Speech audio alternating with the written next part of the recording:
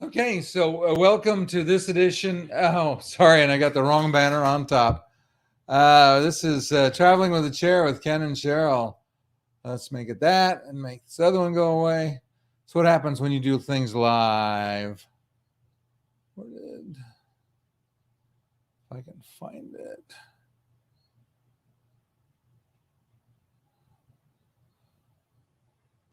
Okay, I guess we're going to. Oh, there it is.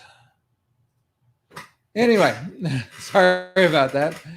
Tonight we're going to talk about private islands. Cheryl and I've had the opportunity to visit quite a few private islands, and it's interesting.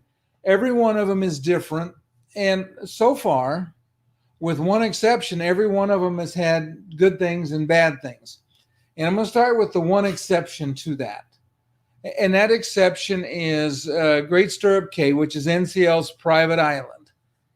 And because Cheryl uses her wheelchair, and we've made 3 trips there, and we've never been able to go ashore. Now, I'm not sure that we couldn't get ashore if the weather was calm, but in the springtime for us, we've had just miserable conditions trying to get off the ship onto Great Stirrup Cay, so we've never made that one. But we just came back from both Half Moon Cay and from Coco Cay. So we'll start with those two. And Cheryl, what did you think about? Let's start with Coco Cay. What do you think about Coco Cay? Coco Cay is absolutely wonderful. It's a lot of fun. It's a really pretty island.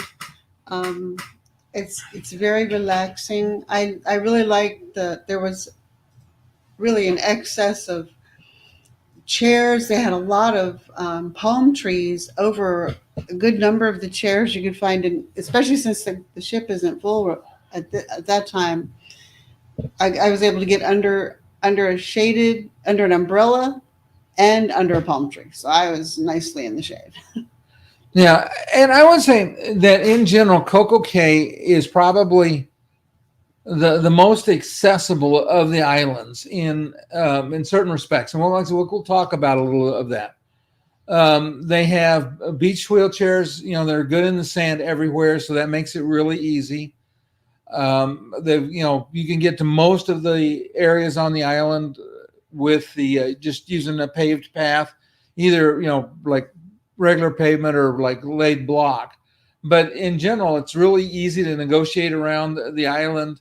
The pool is great. It's got 2 lifts for wheelchairs. Got the swim up bar. All of the things that you enjoy in general on a private island. The beaches are great, and it had pretty good snorkeling. Now, if you go into Chill Island, which is probably where the best snorkeling is, you basically have to swim around a little bit around the seawall, but you can stay inside the roped off area, and there's fish.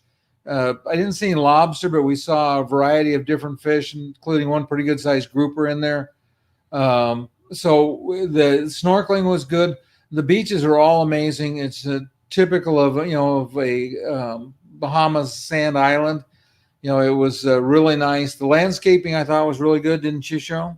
Oh, it's beautiful. Coco Cay is absolutely beautiful. You got to talk a little louder. Oh, Coco Cay is absolutely beautiful. Yeah, like I said, the landscaping, everything is as good as you could ask for. One of the things I love is they've got a variety of different places.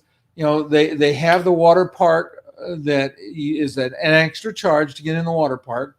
But if you do that, there's some great water slides, wave pool, all kinds of things for kids to play on. So if you're a family with younger children, you want to go out in there and they want to play, that's a great place. And I say younger children, I should say, from 20s down, or maybe 40s down, if you like water slides, that it is a great place to be able to go.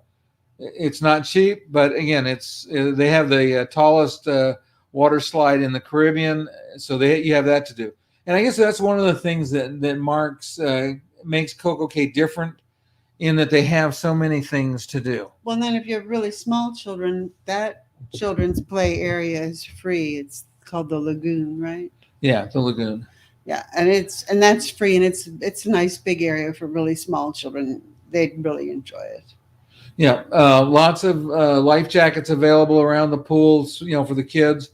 There is a straw market now. The straw market's not accessible unless you get a sand wheelchair because it's off of the paved area. So if you wanted to go shopping there, that is, and you need a mobility device of some kind, that would be a little bit of a negative thing.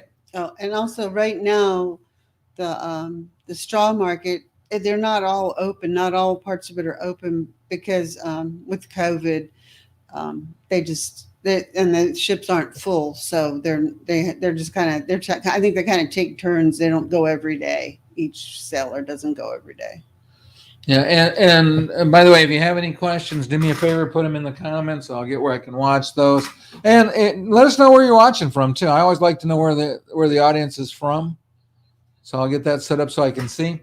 The other thing about Coco Cay that is a little bit of a negative is you cannot always find a table that's next to pavement because a lot of the picnic tables are in the sand, and so when you go through the buffet. Sometimes it's not easy to find a place you can get to. Now, if you've got one of the sand wheelchairs, or if you take one of the sand wheelchairs over there, you can get to pretty much any of them. But it is just one of those things that they're working on trying to improve. The thing that we like best, and there's a video on the channel about it, the Cocoa Beach Club, is, and we're poor people, we can't use it like I'd love to. We're thrifty people. Oh, thrifty people. Okay. I'm sorry, I didn't mean to tell them we're poor. But it's interesting that they have these floating over the water cabanas, and they are incredible. You wind up, you're out, in 6 to 10 feet of water. There's a slide, freshwater showers, and anybody that goes into the Cocoa Beach Club, you have access to. There's a restaurant there that you can eat at. So the only reason we know. What we do know about it is we were invited to do some filming there for the channel, and because we were doing that, they asked us if we'd like lunch. So we had lunch there, and Cheryl and I were pretty modest. Cheryl had a lobster burger or a lobster sandwich on a burger bun, and I had grilled lobster, and it was delicious. It was very good, and they had beautiful appetizers too. They gave us a sampler so we could put pictures up of all of those, and you can see that on our page. Yeah, so if you haven't seen that, it's pretty nice. The floating cabanas aren't cheap. They run, depending on demand, they'll run $16.99 to $19.99, but it's for a party of 8 and includes admission and lunch and all of those things. And if you're in a floating cabana, they'll bring your lunch out to you. Well, actually, anywhere in the Cocoa Beach Club, they go through and ask you if you want something, and they'll bring you your meal on the beach too. Yeah. So you get impeccable service. It's really a nice operation there. Like I said, the beach area is really nice. One of the other things that they have, and we haven't been there on a day one that was flying, but they have a tethered helium balloon that goes up to about 400 feet, and so you get to see some incredible views of the islands. And it's interesting because Great Stirrup Cay, NCL's private island, is right next to Coco Cay. And in fact, they said that on a really low tide, you could probably walk from one to the other. It wouldn't be a very long swim. But, the advantage that Royal Caribbean has is they dock. They built a really long pier, and they dock. And one of the things that I love about it is they run shuttles that are wheelchair accessible. You can stay in your chair, stay in your scooter, and just go right up on there, and it makes it really easy if you face mobility challenges to get to shore. So, like I said, I really like that island. Let's talk about Half Moon Cay, Cheryl. That was our next. Yeah, I've got a reminder over here for me. That's Harvest Cay. No. Yeah. Half Moon Cay is Carnival's island that we went to, and that one is a tender island, but they use a wheelchair accessible tender. So you basically roll off of the ship onto the top of the tender, and then they have a ramp down. And when you get into the harbor area, the front of the ship lays down, and so you can just wheel off and go up there. So what did you think about? What were your thoughts on Half Moon Cay? It was a nice island. We didn't really explore a lot of it because a lot of it is for excursions that we didn't take, like horseback riding and kayaking, and those are farther out on the island. But when you're on the ship, and also when you're on the tender, you can see the horseback riders going up the beach there, up the side. So we stayed to the closer to where you debark from the tender, and it was like a lot of the other private islands. There's vendors there. There was, but the one thing about, they had live music playing there, right there as you come in, and they were there pretty much the whole time we were there. And also right there at the front is where they had the meeting for excursions, and and then and then Ken, you went snorkeling there, Yeah, I went right? Yeah, you snorkeling. went snorkeling there, and I didn't really do a. I just waited by the. There's a bar there when you first go in, and I just waited there, got something cool to drink, and I was able to get in the shade and wait for him to finish snorkeling, and it was fine. It was a fine island. I did want to make one correction to what we said about Coco Cay, because the you had mentioned when you were talking about the Coco Cay Beach Club, you said that you can eat there. There's a restaurant there. There's Yes, that restaurant's included if you pay for the beach, the special Coco Cay Beach Club. But there is food on the rest of the island that's free. So Yeah, there's two buffets and I think there's a snack bar or two in the water park area. Um, to go back to Half Moon Cay, the snorkeling was pretty good. Along the there's some old coral. There's if you go onto the beach and go left, I saw a barracuda in there, not very big, but he was hiding along in there. Lots of angelfish and other kinds of fish in there. If you swim right along the rocks, there's actually a bungalow or a cabana out there, and I saw a lot of fish that just kind of hanging out underneath in the shade of the cabana. So that was really nice. Both of them have great beaches. Like I said, everywhere we went had really good beaches. I'm not as much a fan of the beach wheelchairs on Half Moon Cay as I was on the ones on Coco Cay, because these are PVC and they're hard to steer. They were just not quite as easy to manipulate, but they are there, so you can get down to the water. On either island, you can take the chairs. If you get them into the water, it's okay, and I'll talk about that more about why that's important in a minute. Now, neither of them are designed to be you stay on in the water. It's just a way to get in and out of the water, and then to travel across the sand. The one thing that I thought was really good, I thought the buffet, the food on Coco Cay had a little more variety than the food on Half Moon Cay. But I thought the food on Half Moon Cay was good. It was burgers and chicken and those kinds of things, salad, fruit, some dessert. But the nice thing at Half Moon Cay is all of the tables are on areas that are hard surface, so that you can get there in a wheelchair. So you didn't have the challenge finding a place to sit. So that was kind of neat. It is a little bit of a slog to get down to it's a pretty good little hike to get to where they serve the food, where the buffet is.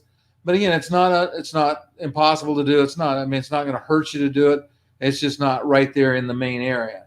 The main area is all paved.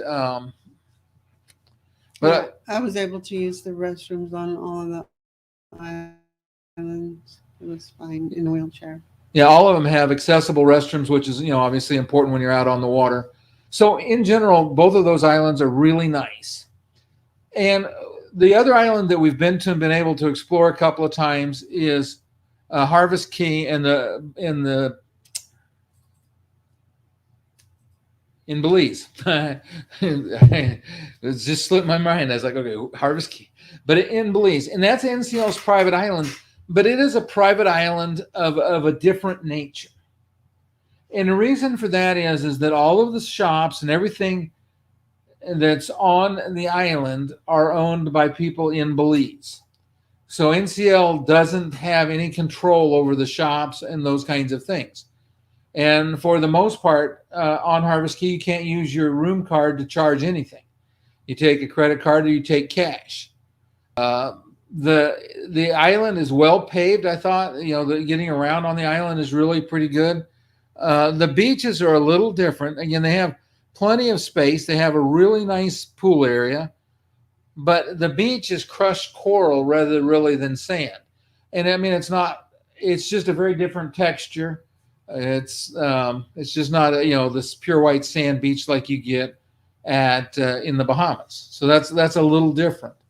Uh, so none of the food on the island is included. If you have a drink package that works on the ship, it doesn't work on the island. They did have one of the things that I thought was pretty cool, and I think we liked a lot when we were there, is they have a place where they have butterflies that are hatching, and so you can go in and see that. We saw a lot of birds and different things on the island, so I thought that was pretty cool. They have a really extensive lagoon where you can do water sports in the lagoon.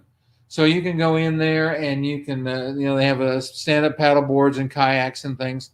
I don't know I didn't do any of that, so I can't really tell as far as what's there is in the amount of wildlife or how much water creatures you would see.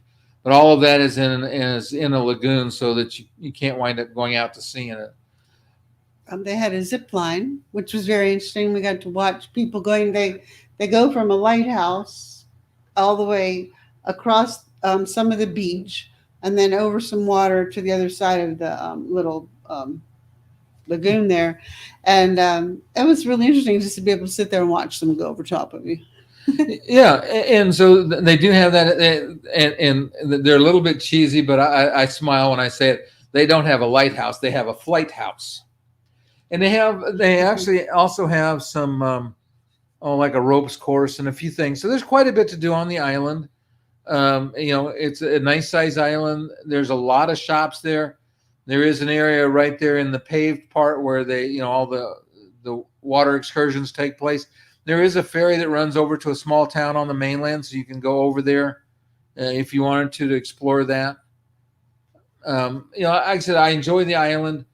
It wouldn't be my favorite beach island, but it's a great place to get off and walk around. They do have some high-end cabanas at the far end, and those are kind of segregated, and there's usually a guard out there.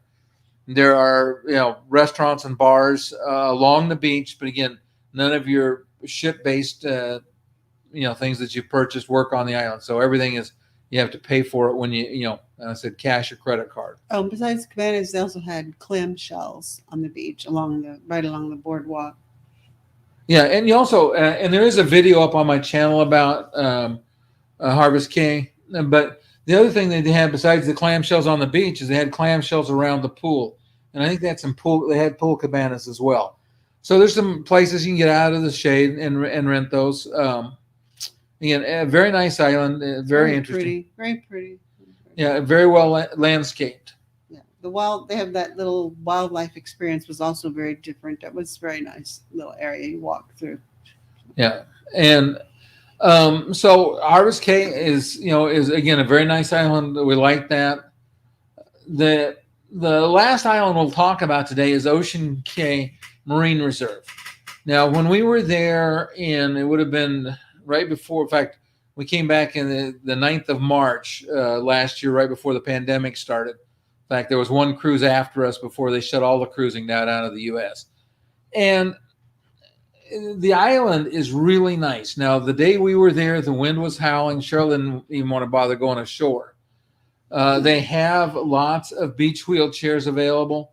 Getting around the island, they have a tram that pretty much circles the whole island. That island is probably spread out a lot more than the other islands. There's multiple beach areas. So you've got a lot of places. There is a lagoon that's pretty much beach all the way around the lagoon for swimming. There are also ocean-facing beaches as well. One of the things that's really cool about Ocean Cay is they're reseeding coral around there. It is actually a marine reserve. They have an area where people can come and study the coral and watch to see how it's coming with repopulating it. It was an old sand mine where they used to dredge sand to go do things, and they've completely restored it. Now, when we were there, like I said, the day I was there, we had a really short visit, and I would say this about it: at that time, all of the palm trees and everything were pretty newly planted. Everything was staked to keep it from blowing away.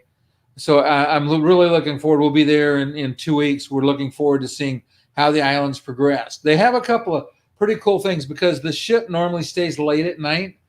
And in fact, on this cruise, it's spending the night there. And so they do some beach things in the evening. They have a light show in the lighthouse. They have a Junkanoo, which is a Bahamian. It's kind of like a Mardi Gras parade, but it's not associated with Mardi Gras. It's just they wear paper mache costumes and dance and bang drums. If you're ever in Nassau, there's a Junkanoo museum that was a lot of fun to visit. But so we're looking forward to being able to really experience the island. One of the things that they do well is all around the island there are food trucks. So no matter what beach you're at, there's food right there typically on the beach. Now, the day I was there, because there were so few people on the ship and so few got off, that there was very little of it was open. The buffet was open. And actually, I don't think I found a food truck that was open. But again, like I said, most people did not get off the ship. The wind was howling. In fact, the captain said that was the worst docking experience he'd ever had in his career as a captain. Like I said, the wind was just howling. That's the challenge. Is a lot of times in the spring you wind up with a front moves through, and you can have some pretty steep winds that make docking. But again, it is at least a dock, so that means that you can get in and you can get off, and you don't have to tender.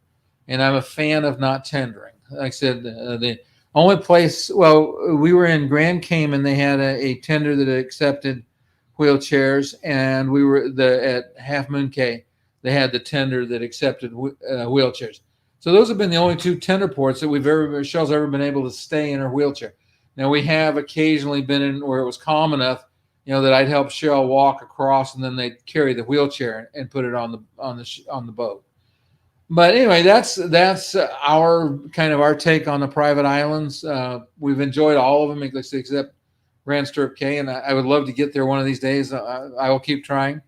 If you had any questions on it, do me a favor, post them in the comments. If you're watching on the replay, do me a favor, go ahead and you can put in the comments down below the video, put your questions there, and what we'll do is I'll get back and answer them for you. If you haven't subscribed, again, I always ask everybody, please subscribe to the channel. It helps us grow, helps us to be able to continue to make content. Thanks for watching, and we will see everybody next week.